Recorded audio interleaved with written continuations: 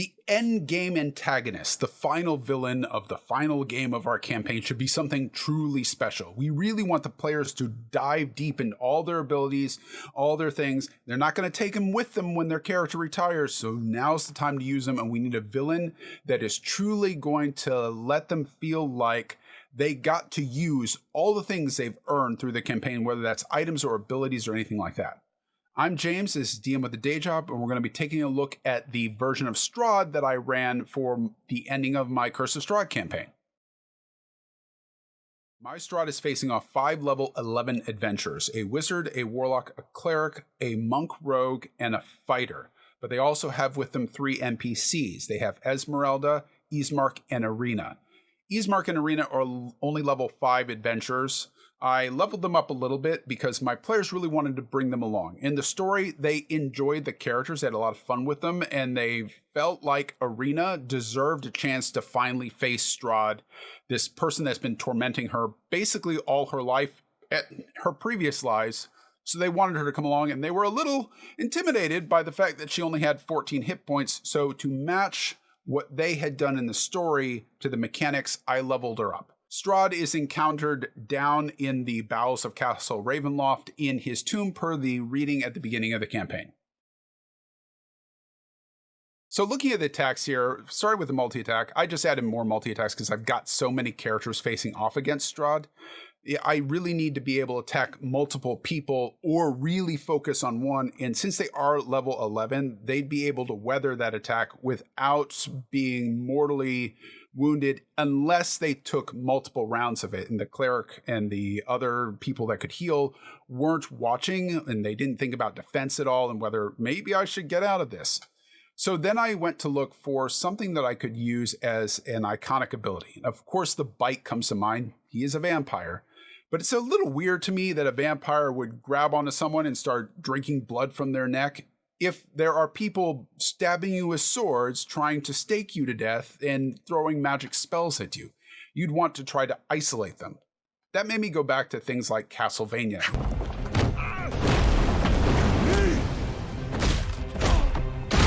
To me, a vampire is superhuman, super strong, preternaturally quick. They'd try to isolate someone, get them alone, so that then they could bite them. They wouldn't bite them with everybody watching. So that turned to the unholy strength ability, that I have Strahd, the ability to smash people through walls, into tombs, through ceilings, and pull them alone. And then they're still grappled, so then I can try to bite them. And now the bite does become an ultimate ability. Then I needed to think about limiting damage and how I'm going to limit this ultimate ability. I don't want it to be a cooldown. That's weird. Why can he only smash people through walls every 4 rounds? It's very video gamey. It makes sense in a dragon's breath weapon because you're breathing in and then you blow out fire. Of course you can only do that so often. That makes sense. It is a dragon, so fantasy sense. Then there's like a fear effect where it's like, okay, if he smashes through walls, he can never do it again? Why? Okay, what if I limited the amount of damage and said damage goes down if you only do 1 wall? So it really goes up by the amount of walls that I'm smashing you through. Okay, that kind of works. Then if they get into some place that's a large area, like the courtyard or like the cathedral or like his throne room on the 2nd floor on the west, that's a really good place for the players to fight him. And they do end up fighting him in the cathedral area, the church. That made a really good scene for me because that is where Tatiana and Sergei were supposed to be married. Strahd meeting his final comeuppance where he decided to betray Tatiana and Sergei made classic storytelling sense to me. So it's totally fine with it. For ranged attacks, I have his spells. He is a spellcaster, and I kept those. It doesn't bother me to have a lot of spells on the spell sheet, but I do want to get rid of all the ones that are very RP heavy. I don't mind that he has them. I'm just not going to use them in combat, so I might as well save on finding stuff space and get rid of them. So he does open up with a fireball just to show that he's got it, and if I ever really needed to, I could use his ability to cast Ray of Frost, or another fireball, or a blight, or something like that. It didn't come up, and maybe one of my regrets during this fight is I forgot that he had mirror image, and I probably should have used that as a legendary action to get some more defense. But the fight did last for the appropriate amount of rounds, and I did knock 2 NPCs unconscious, almost killed one. I felt like it played out about the difficulty that I wanted. Now let's take a look at some of the reactions. I didn't really talk about reactions in the previous video because this is a little bit weirder. Some people I think might not like this. I do. Because you do have legendary actions. You are taking player turn, legendary action, player turn, legendary action. Do you really need to have a reaction in there? Up to you. I like it because it adds a little bit of unpredictability to my boss. You don't know if they're going to use the reaction or not. You don't know if they get to do something weird. Players know the mechanics of legendary actions, and while they may not be fully metagaming, they can't completely separate I know player, legendary action, player, legendary action, player, legendary action. Having a reaction gives me something that I can do that they weren't really planning on. In this case, I really wanted to add some story elements to it. So I used the parry reaction to let me dovetail back into the bonus action, the Unholy Strength, that if I use the reaction and then on my legendary action, I could use an attack, I could use that to get to the Unholy Strength and smash people to walls, or I could use it to try to destroy the Sun Sword. Sergei and Strahd have been doing this for eons, and finally they're going to face each other through the lens of the players.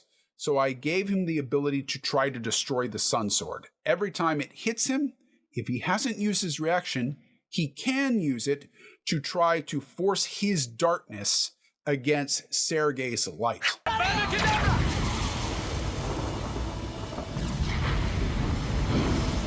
Each time he succeeds, the sword takes a death save. The player can give the sword advantage on those saves if the player is willing to take the death save in their turn.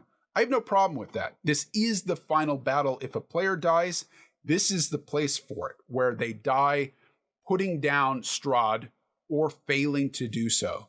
And it adds this extra bit of horror. If you're going, wait, I've already got 2 death saves? What happens if Strahd kills me?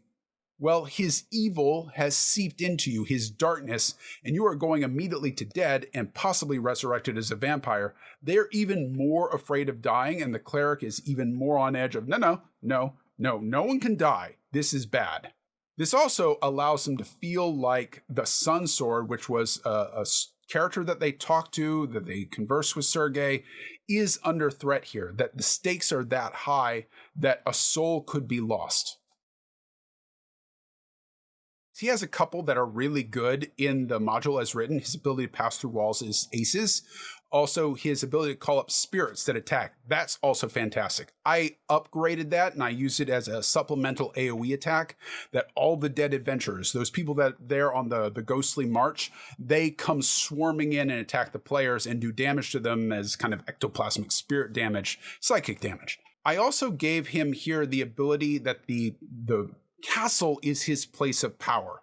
And if he is here, he gets advantage. He's already going to get disadvantage. The players were going to focus on that. And then again, all the sunlight in this place from the weapons and the items that the players are wielding are giving Strahd disadvantage. I don't want to play the final boss of this campaign where he's always rolling twice and taking the lowest. So I need something to turn that back to advantage. There's lots of ways to do that.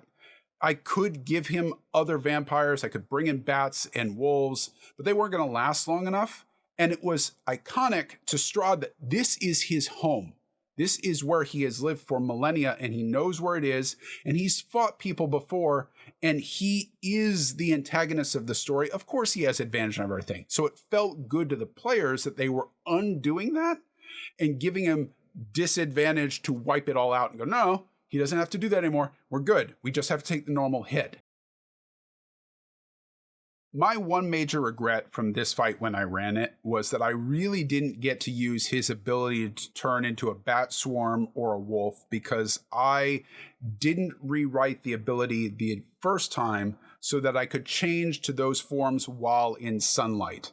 I understand why the vampire has that normally, but in Curse of Strahd, you're giving them the Sun Sword and the Holy Relics that emit sunlight that in addition to doing damage and making sure that he doesn't have to be staked, so he can be killed right there. 0 hit points. You've got the Sun Sword. He's gone. He also can't change, and he can't regenerate. You've basically taken several of the abilities right off the table. And I like a vampire's ability to turn into a wolf. And I even more like the ability to turn into bats, especially if you did what I did and turn into a bat swarm where he's not a consistent creature. Use it to get out of grapples, use it to get out of tight corridors and move. I want him to have that, so I have changed it in the version that I presented here to one where that he can do. He can change into a bat or a wolf while he is surrounded by light.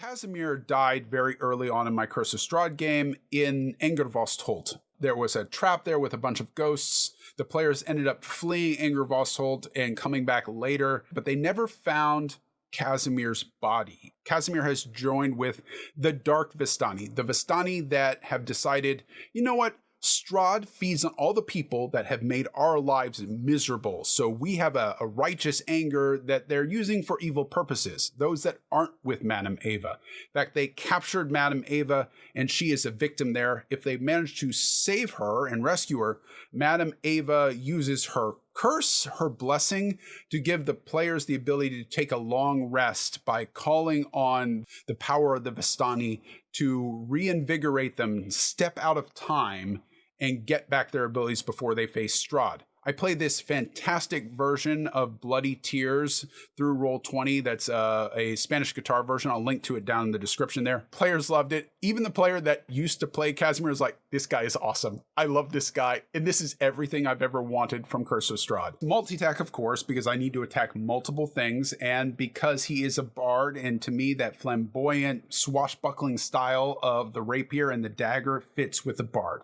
And again, because he's a bard, that kind of melee / spellcasting hybrid character fits in with me. And I like the idea that he's stabbing twice, rapier, fireball, doing that kind of thing. I always imagine bard spells attached to their music. So I came up with this dance partner ability. There's the mechanic in Dungeons & Dragons that you can only have one concentration spell active at a time. But what if it's tied to the music and he can make shadow instruments or shadows that are able to hold the concentration spell for him because they're also playing their instruments. He's making his own orchestra as he bounces around. That also means that I can use it for a movement ability. As he creates that simulacrum of this shadow bard that's, fiddling along with him, he dives back in the shadow and he can appear in any shadow around, makes him very mobile. It means that I can bring the other Vistani, the other bandits in the room, more into play instead of just everyone pile on Kazamir and kill him first. Then I top that off with Grand Finale, which I imagine all these shadows now having these bonus spells running. Kazamir strikes one final note and all the concentration ends, and the magic coming to that sudden conclusion causes sonic damage, thunder damage to everyone in the room, and then he can start it up again. So he's always got a little bit of damage from a concentration ability, but as they start seeing shadows come around the second or third time, they're going, no, you can't let him have that many shadows. But what are we supposed to do with all these bandits that are attacking us? And Kazamir's over there. Which one is the priority? Maybe we could kill Kazamir before he gets off another Grand Finale. Last, the vicious critique. The player that played Kazamir was using Vicious Mockery. It's an iconic bard ability, so I had to have something that was a leveled up version of Vicious Mockery, thus the vicious critique, that every time somebody fails to do something, he can mock them for it. Added to that, I could kind of not fourth wall break, but have Kazamir insult their abilities from when he was an adventurer. So when he's talking to the wizard, really? They replaced me with you? You only got Fireball, and you can't even hit with that. The Warlock, the same spell? You haven't gotten any better? It's been, a year? And this is what you've got? Learn some new dance moves, which got under their skin in a good way. They laughed and thought it was very funny, but it adds to that bard idea and makes him an iconic bard while also giving him things that they've never seen before and ups it to the legendary degree. So hopefully that gives you some ideas of things that you can do on your own. Again, I'm going to update the PDF every time I add a new one, but play around with things that shouldn't be played around with. The concentration ability, death saves. I've had bosses that add exhaustion levels. There's a criticism to be made that says, well, that can result in a death spiral where they just die more and more. Yeah, that's true. But that race to the bottom where we go, if we don't end this soon, our timer, our death spiral of death saves or exhaustion levels or too many concentration abilities, whatever it is, draining spells or whatever you're going to come up with, is the timer to say, no, we can't play this defensive. But we have to play it defensive. If we don't play it defensive, we're going to get killed. What are you going to go reckless in front of Strahd? Yeah. Because if I don't, we're dead. Until next time, remember, you're a player too. Try to have some fun.